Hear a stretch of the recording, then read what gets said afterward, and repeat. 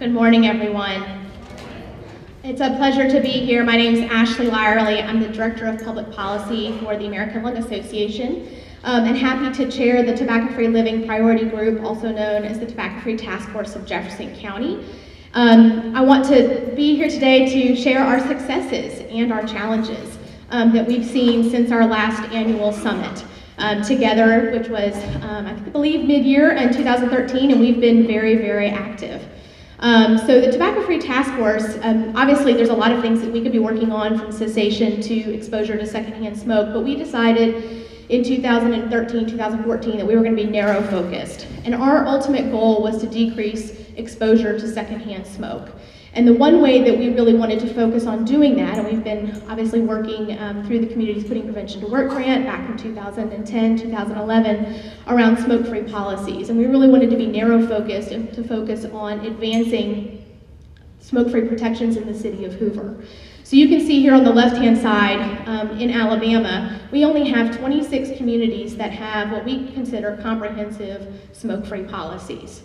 We're glad to announce that actually come January 1st, we'll have 27. The city of Gadsden, back in June, passed a comprehensive smoke-free policy, and that will be implemented January 1, and we're very, very excited about that. But as you know, we have about 465 municipalities in the state of Alabama.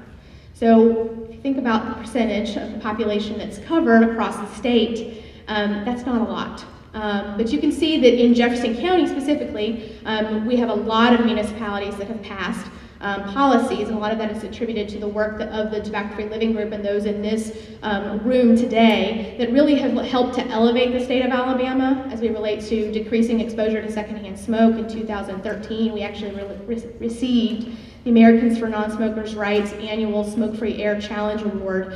We were actually competing with Mississippi and California, and actually won that, and we're very excited, and actually came in second this past year. And a lot of that is attributed to the number of municipalities in Jefferson County that have passed comprehensive smoke-free policies. So as I noted, we've been really active and very focused on the city of Hoover, and through the public health advised funds that we received from the County Department of Public Health, as well as the Community Foundation of Greater Birmingham, we really wanted to focus on opportunities to educate and engage stakeholders and residents and workers in the city of Hoover. And so we did this through holding and hosting a number of community events. We wanted to be creative. We did not want to, we wanted to attract new folks that were interested in smoke-free policies and educate people in a unique way. And so you can see here on the left-hand side, we held an event. You guys all know, you come to paint and drink wine. We didn't drink wine, but you can see we had a Paint for Life, all owl, like all we want is to breathe smoke-free air. And people came and painted an owl, which you could actually see. You can see on the background here, it was shaped like lungs. And we actually filled the room. We were actually sold out. And we did this event in November of 2013, and we're really excited to be able to host that. We also sort of started and had a meet and greet, which was just an opportunity to bring some of our advocates together to dialogue with folks at the Aldridge Gardens. In addition, we held an event to engage workers, to engage the musicians that have to work in a bar and have to use their bodies and have to use their lungs, their vocal cords to perform and have to work in a smoking environment. And so we held what we called a Smoke-Free Sounds at Moonlight. If you have not been, Moonlight on the Mountain is a wonderful smoke-free venue where you can go and hear unique artists. I would encourage you on the weekends to check it out. It's a great place to be. And we have actually filled the room for this event. We were very excited to use that as an opportunity to engage, and has resulted in a number of personal stories from those who are musicians that live in the city of Hoover and have to perform in those smoky bars. Outside of some of our sort of overall events that we put on and hosted as Smoke-Free Hoover, we also had an opportunity to connect with a number of other stakeholders. We actually held a professional day for all of the teachers at the city of Hoover, the Hoover High School. We also reached out to senior citizens. We know that they are very active and engaged in the political sphere, and so we held a coffee break at the Senior Citizen Center in partnership with the City of Hoover and the mayor. We also had a cooking demonstration, and at all of these events, we were able to engage and educate and recruit new advocates for smoke-free Hoover. Additionally, we want to say thank you to the YMCA. They have been a tremendous partner of the Tobacco-Free Living Group and have allowed multiple opportunities, one that I've highlighted here, for us to really engage with those who are members and those who patron the YMCA. We were actually invited in one of only a few organizations that were invited to participate in their Hoover Health Fair, and this resulted in a number of letters of support being signed, as well as recruiting some additional advocates. We also are engaged and have been engaged in a number of City of Hoover's events. Actually, our grassroots contractor today is going to be participating in the Hoover Chamber of Commerce luncheon. The mayor is giving a state of the address, and so we're wanting to be present and active in all of City of Hoover's events and wanting to make sure that we have an opportunity to engage with key stakeholders. And last but not least, the last thing that we did is really, for our Tobacco-Free Living Group, is provide an opportunity for professional development, but also to recruit some additional advocates. And we hosted our last meeting, which was also / an event, the Business of Behavior Change When Success Depends on Doing, which was a workshop where we brought Mr.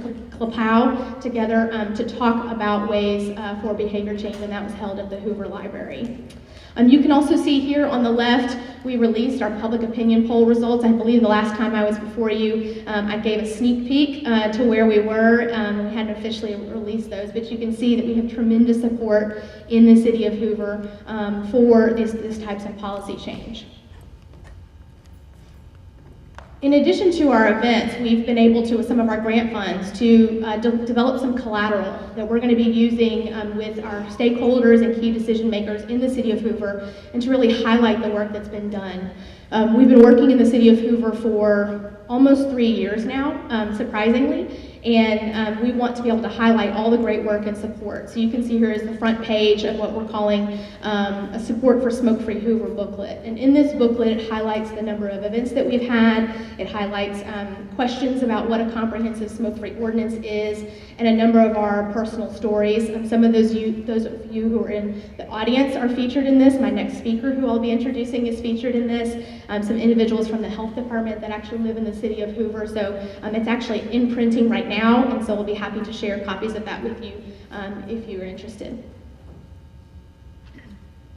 We also have the opportunity to celebrate the City of Birmingham, and I know Mayor was here and he had to leave, but want to extend our appreciation to the City of Birmingham for passing a comprehensive smoke-free ordinance back in April of 2012.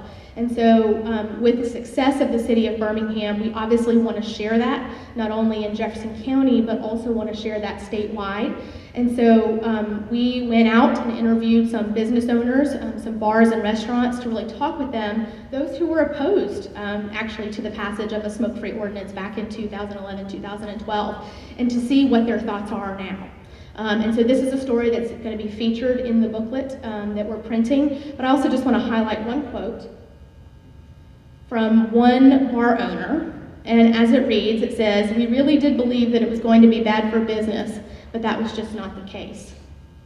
So we always talk about this, that smoke-free policies are good for health, but also for good for business. And we have studies from the CDC Foundation that show that there's an economic impact, a positive economic impact. But now we have real data that shows through stories from business owners in the City of Birmingham that we can show to the City of Hoover, but also to the City of Montgomery, City of Huntsville, as we start to work on this statewide.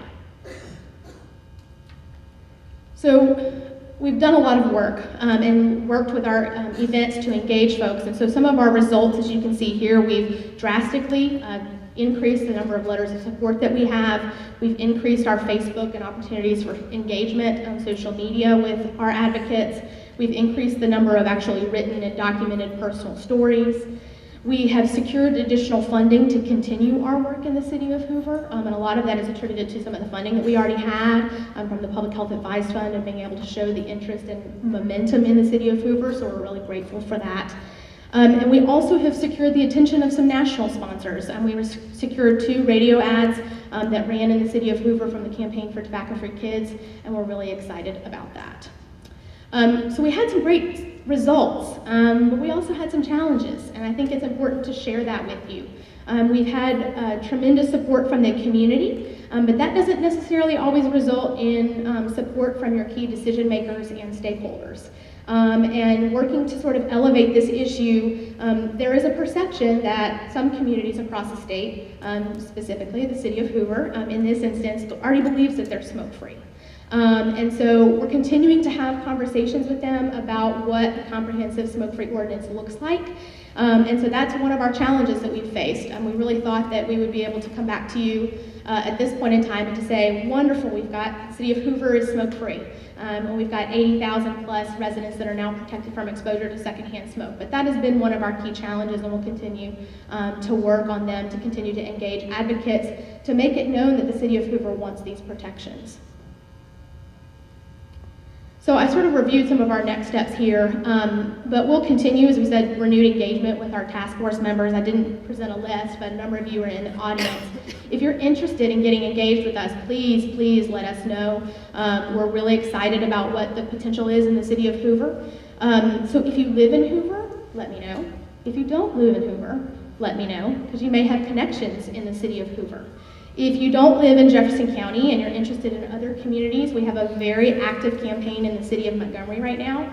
We really believe that if we can get the capital city to go smoke-free, then we'll be able to get the support for statewide comprehensive smoke-free protection. So if you're interested in this issue, please let me know. My email's up here. But we really do believe that everyone has the right to breathe smoke-free air. We've made tremendous progress this past year, and we're really excited about what the future is to hold for the Tobacco-Free Living Group.